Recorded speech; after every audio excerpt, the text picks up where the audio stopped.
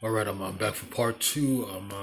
My time expired on part one, which was perfect timing anyway because I was already done with Judah.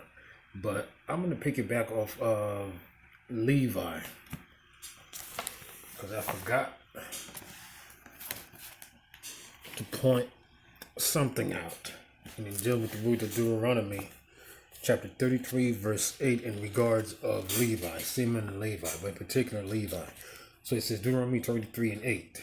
And it reads, and the Levi, he said, let thy Thummim and Urim be with thy Holy One, whom thou didst prove at Massah, and with whom thou didst strive at the waters of Meribah, who said unto his fathers and to his mother, I have not seen him, neither did he acknowledge his brethren, nor knew his own children, for they have observed that word and kept thy covenant. They shall teach Jacob thy judgments, and Israel thy law.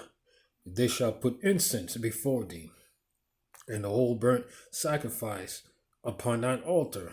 Bless Yahweh his substance, and accept the work of his hands. Smite thou the loins of them that arise against him, for them that hate him, that they rise not again. So they're also trying to utilize this in Deuteronomy the 33rd chapter to say that's being a reference of Haitian people. So we're going to deal with the whole aspect in regards to the waters of Meribah. And we're going to see if it's being in reference of Haitians or Dominican people in the island of Hispaniola. So from there, I'm going to go in the book of Exodus, the 17th chapter, and I'm going to start at verse 1. And like I was saying, when you read the whole context of Genesis, the 49th chapter, and you're linking up with all the precepts, it's not talking about the end time. You can link it up with the precepts easily. So this is, let's see, Exodus 17 and 1. And it says, and all the congregation of the children of Israel journeyed from the wilderness of Sin after their journey, according to the commandments of Yahweh, and pitched and Rephidim, and there was no water for the people to drink. Wherefore the people did chide with Moses, and said, give us water, that we may drink. And Moses said unto them, why chide ye with me? Wherefore do ye tempt Yahweh? And the people thirsted there for water. And the people murmured against Moses and said, wherefore is this that thou hast brought us up out of Egypt to kill us and our children and our cattle and thirst? And Moses cried unto Yahweh, saying, what shall I do unto his people? They be almost ready to stone me. And Yahweh said unto Moses, go on before the people, and take with thee one of the elders of Yasharal Israel, and thy rod, whereat thou smotest the river, take in thy hand, and go. Let me zoom in over here. Verse 6, behold, I will stand before thee there upon the rock in Oreb, and thou shalt smite the rock, and there shall come water out of it, that the people may drink. And Moses did so in the sight of the elders of Israel. And it says, and he called the name of the place Massah, just like we read in Deuteronomy, the 33rd chapter, in Meribah, because of the chiding of the children of Israel, and because they tempted the Lord, saying, is the Lord or Yahweh among us or not? So when you read those precepts in Deuteronomy 33rd, verses 8 through 11, in regards to the Massah and Meribah, that was being a reference of what took place in Exodus 17 chapter. It had absolutely nothing to do with the island of Hispaniola. That's a lie. So I'm going to go in the book of Numbers. I'm going to go to another precept. Numbers chapter 20.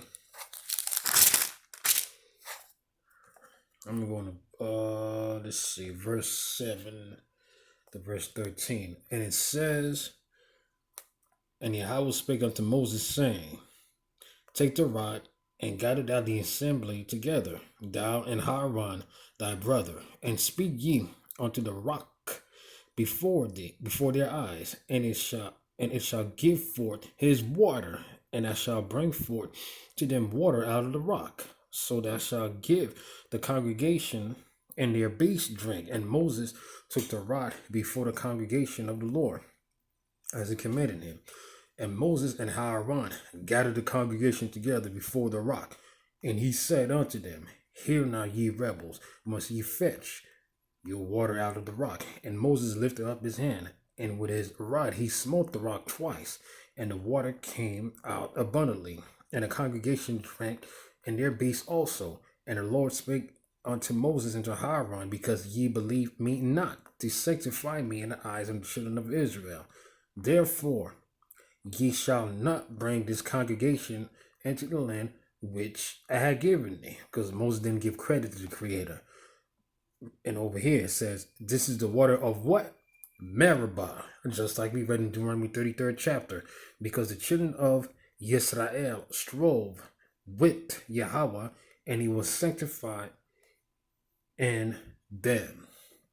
So in regards of Levi, Deuteronomy 33:8-11 is not being in reference of the island of Hispaniola, of some pale-faced, buttermilk complexion, Spaniard-looking ass Dominicans or Haitians in the island of Hispaniola. Only the Negroes of Haiti and the Caribbean isle, and as well as the Dominicans of Negro descent, are Israel. But the pale-faced, light-skinned Dominicans or Spaniards, or even of Eurasian Mongoloid origins, are not our people. They are not Israel. So I'm going to go back to Genesis, the 49th chapter. And I'm going to go to the next tribe. Let me just look at the time. All right. So the next tribe is Zebulon.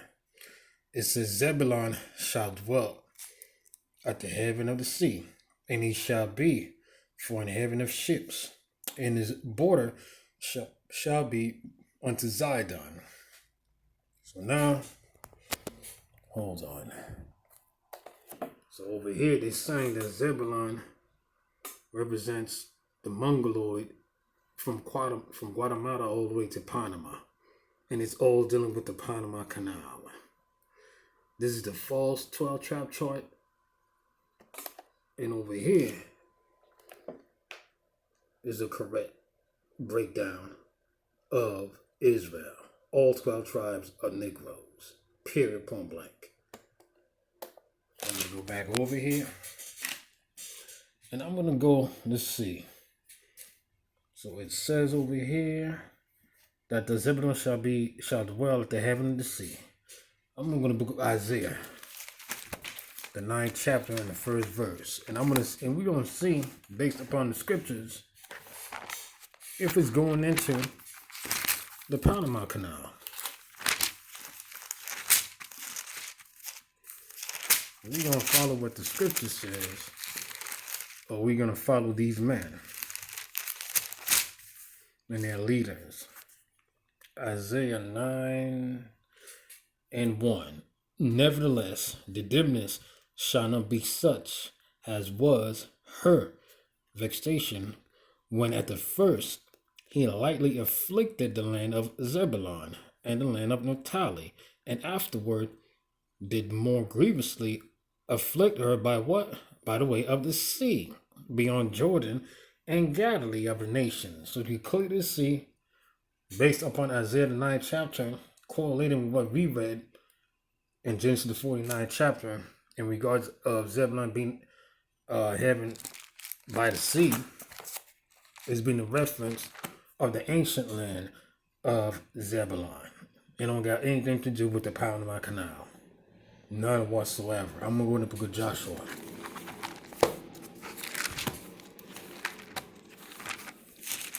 And then we go to the book of Joshua, the 19th chapter. Joshua 19:10. And it says, and the third lot came up for the children of Zebulun, according to their families. And the border of their inheritance was unto Sarid, and their border went up towards where? Towards the sea, just like we read in Genesis, the 49th chapter, and Marala, and reached to Dabshet, and reached to the river that is Jokneam, and turned down, it says, and turned down from Sarid eastward toward the sun rising unto the border of Shizla Tabor, and 10 goeth out to Dabarat, and goeth to Japirat. I'm going to stop right there, because I pretty much got to the point in regards of the sea, just like we read in Genesis, the 49th chapter. So now let me go to Isaiah. I was dealing with the ancient land of Zebulun. We were now talking about a second land that the tribe of Zebulun was going to get in the latter days. That would mirror the ones from the ancient times. That's total madness. Isaiah 23. All right. I'm going to start at verse 1. And it says, the burden of Tyre, how ye ships of Tarshish, for it is laid waste, so that there is no house to entering in. From the land of Shittim it is revealed to them. Be still, ye inhabitants of the isle, whom the merchants of Zidon shall pass where over the sea have replenished. And my great waters, the sea of Sior, the harvest of the river, and the revenue, she is mart of the nations. Be thou ashamed, O Zidon, for what the sea again hath spoken, even the strength of the sea, saying, I travel not, for bring forth, it said, nor bring forth children, neither do I nourish up young men, nor bring up a virgin. So you clearly see that Tyre and Zidon is dealing with what? Sea people. People will be dwelling by the coastline or by the sea. We can clearly see, and being a reference of Genesis, the 49th chapter, it was dealing with the land of Zebulun, and as well as the land of Tyre and Zidon will be located damn near close to each other back in the ancient time. It don't got nothing to do with no Panama Canal. Ask any of these coons and all these different congregations and camps who want to uphold all the rest of these other dogs, Hispanics and Native American Indians, to show you any precepts that can validate that myth. And you're going to find out that it's nothing but a lie. I'm going to the book of Deuteronomy.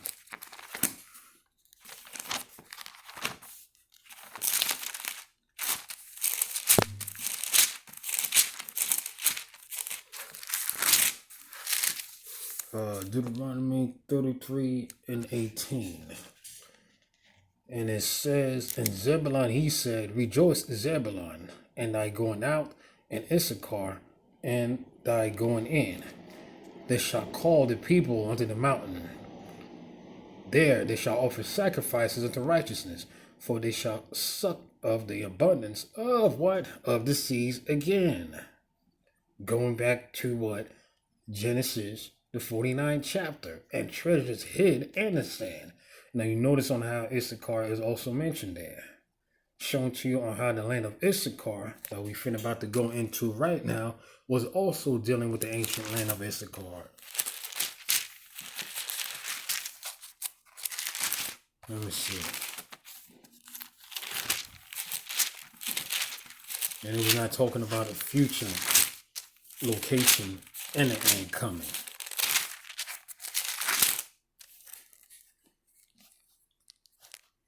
And dealing with Issachar, it says Issachar is a strong ass, crouching down between what? Two burdens. And he saw that rest was good, and the land that it was pleasant, and bowed his shoulder before Bear, and became a servant unto tribute. Now it says that Issachar is a strong ass. They're trying to say that it represents, was it the piñata or the Mexican ass? That's madness. That's madness. Let's see. I'm going to book of First Chronicles, the 7th chapter.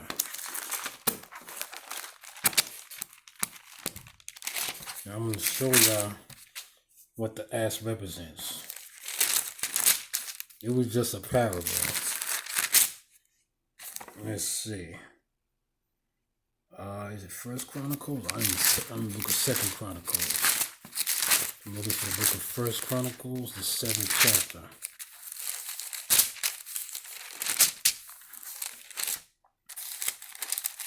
Alright, it says First Chronicles, I'm going to start at verse 4. And it says, and with them, by their generations, out of the house of their fathers, were bands of soldiers for war, 630,000 men, for they had many wives and sons.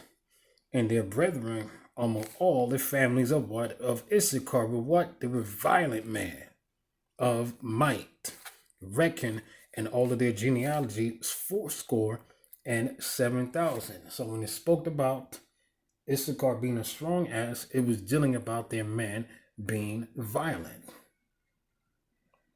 being warriors and soldiers. They had absolutely nothing to do with an ass from Mexico, or in regards to them being the hardest, supposedly being the hardest workers here in the Americas.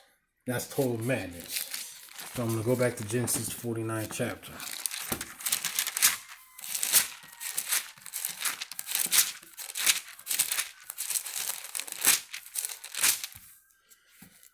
And it says that Issachar is a strong ass, counting down between two burdens.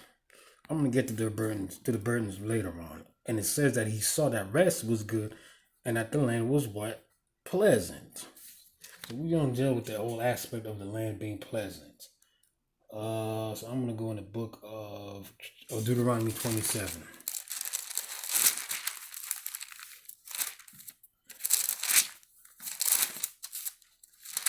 I'm going to go to the book of Deuteronomy 27 chapter. And I'm going to start at verse 1.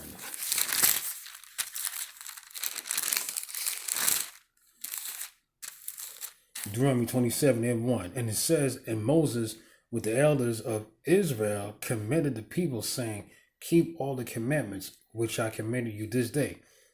And it shall be on the day when ye shall pass over Jordan unto the land which Yahweh thy power giveth thee, that thou shalt set upon thee great stones and plaster them with plaster, and thou shalt write upon them all the words of his stones, and plaster and thou shalt write upon them all the words of this law, when thou art passed over, that thou mayest go into the land which Yahweh thy power giveth thee, a land that floweth with what? Milk and honey, as Yahweh thy power, thy fathers, had promised thee. So they saw the land was pleasant. They saw all the beautiful riches in the land, which is dealing with what we read in regards of Issachar, about the land being what? Being pleasant. They saw a land flowing with milk and honey. So I'm going to go back to Genesis the 49th chapter. This don't got anything to do with no Mongolian, Eurasian looking ass Mexicans. And that's a lie.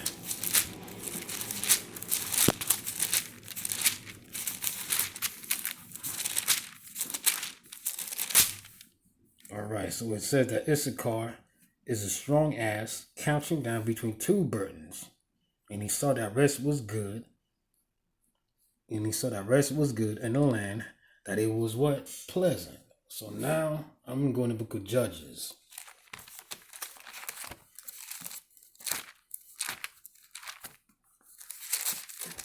I'm going to the book of Judges.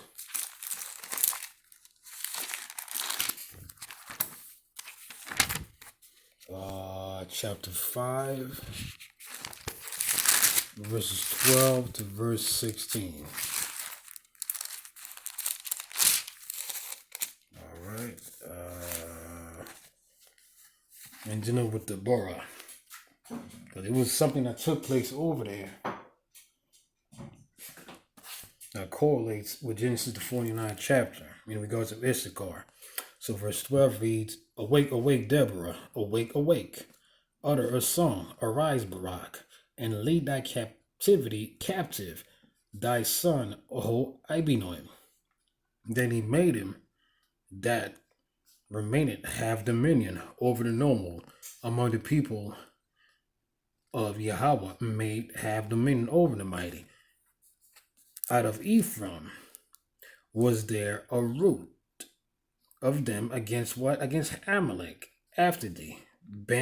Benjamin among thy people out of Machir came down governors out of Zebulun, that they handle the pen of the writer. And the princes of what? Of Issachar were with Deborah, even Issachar, and unto Barak he was sent foot into the valley for the division of Reuben. There were great thoughts of heart. Why boatest thou amongst what? The sheep's hole. It says sheep's hole over here, right? So I'm going to go back in the book of Genesis, the 49th chapter, and I'm going to look at the meaning of the word burden. In regards to Genesis, the 49th chapter. And it says over here. Matter of fact, I'm going to go back just so you can see.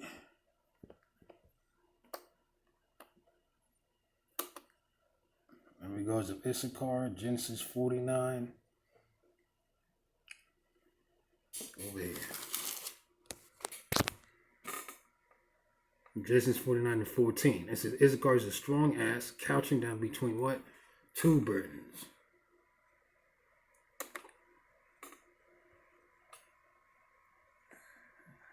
Look at the meaning of the word. All right. So you got Strong's 49:42. We're going to see what the word burden means in the Hebrew. Mesopotamian. And the word means fireplaces, ash heaps, meaning uncertain. Sheep's fold. Saddlebags, meaning uncertain. And over here, KJV translation count, it says burden and sheepfold. Hold on. Let me scroll down. The Strong's definition is it means a stat of cattle, burden, and sheepfold.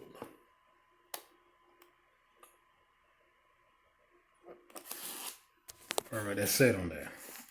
So over here it says, out of Ephraim was there a root of them against Amalek after thee. Benjamin among thy people. Out of Machir came thy governors, and out of Zebulun they that handled the pen of the writer. And the princes of Issachar were who? Were with Deborah. They were over there with Deborah to help her in this battle that was happening at that time. Even Issachar and also Barak. He was sent on foot unto the valley.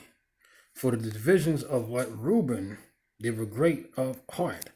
Why abodest thou amongst what? The sheepfold, to hear the what? The bleatings of the flocks. For the division of Reuben, there were a great searching of Gilead above what? Beyond the Jordan. And what?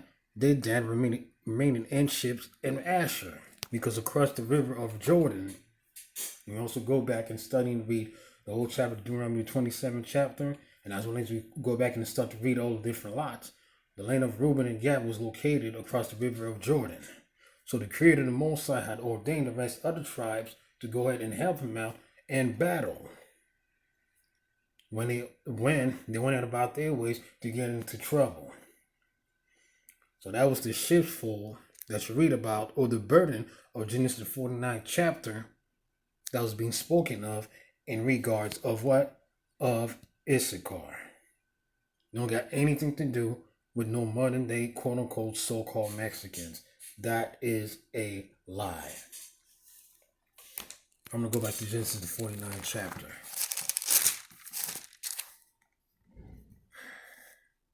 It says, Issachar is a strong ass, couching down between two burdens. And he saw that rest was good and the land was pleasant, and bowed his shoulder to bear, and became a servant unto tribute. Let's see. Let's go to the book of 2 Kings.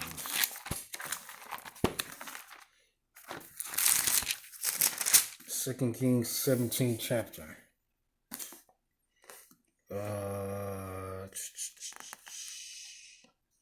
And it says, and the king of Assyria found conspiracy in Hoshea, for he had sent messengers to So, king of Egypt, and brought no present to the king of Assyria, as he had done year by year. Therefore the king of Assyria shut him up and bound him in prison.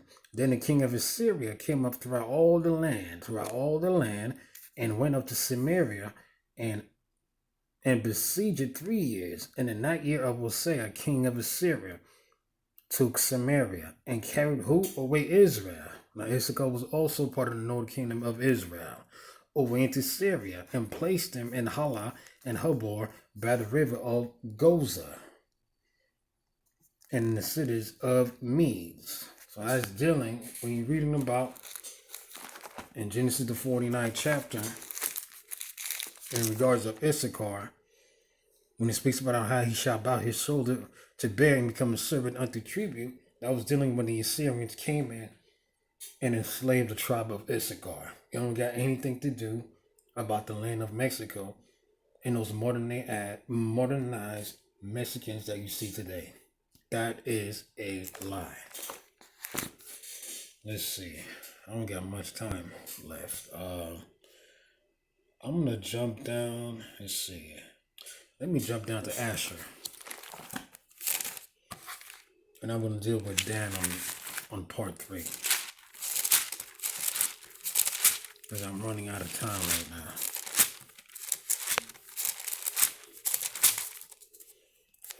Let's see. Out of Asher, his bread shall be fat, and he shall yield royal dainties. So they said that Asher represents those Mongoloids from Brazil and all the way to Argentina. So now I'm going to go in the book of Deuteronomy, the 33rd chapter,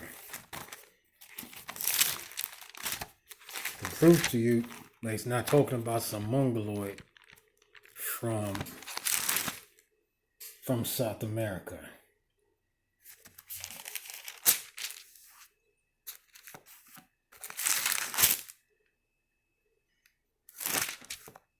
All right, Deuteronomy 33 and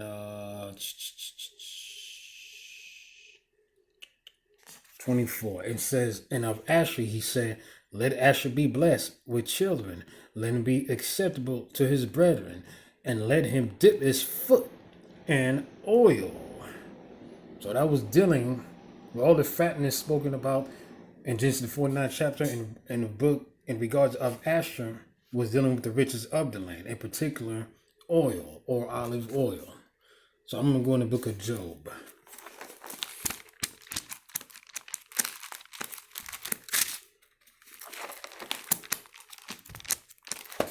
Job 29.